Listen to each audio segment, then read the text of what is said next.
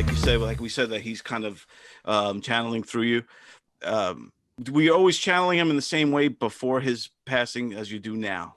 What's really weird is, Don, was moments before he passed, well before he passed, when I would be just riffing on stage as I'd be doing Robin, and all of a sudden, you know, it took over. It was channeling before he passed.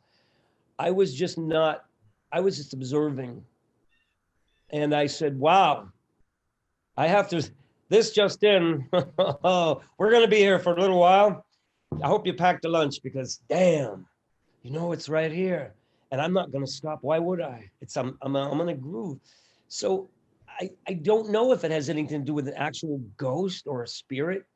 It's the connection and the ability to transform. And I don't know if that's acting. And you could call it mysticism. There's a mystical element to it, but it's mostly just really fun. And when people see it, like, I love a good impression. I think Jim Carrey is one of the greats. He can tap into, like, I've seen him really go deep into, like, Andy Kaufman. Come on. Yeah, right, yeah. You know, and you realize there he is. That's what I love about impressions, when you can look at it as an acting job and it's not just a voice or just, what do you appreciate about impressions?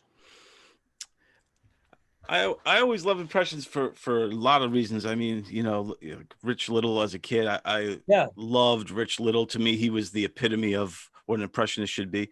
I also like that you can get into these characters, and whether it's, you know, Richard Dreyfuss or John Wayne or Nixon or whoever the impression may be, you know, through the years, but you can then take that person and make them say things that might be out of character sometimes, or, you know what I'm saying? Or you can manipulate in that sense, and the punchline is there. Or in some cases too, like in this case, when it's a tribute, when it's somebody like Robin Williams or like Andy Kaufman or whoever it may be, to see that person alive again, you know, and with that same kind of energy and the same vibrance, I think taps in on a lot of levels too for audiences.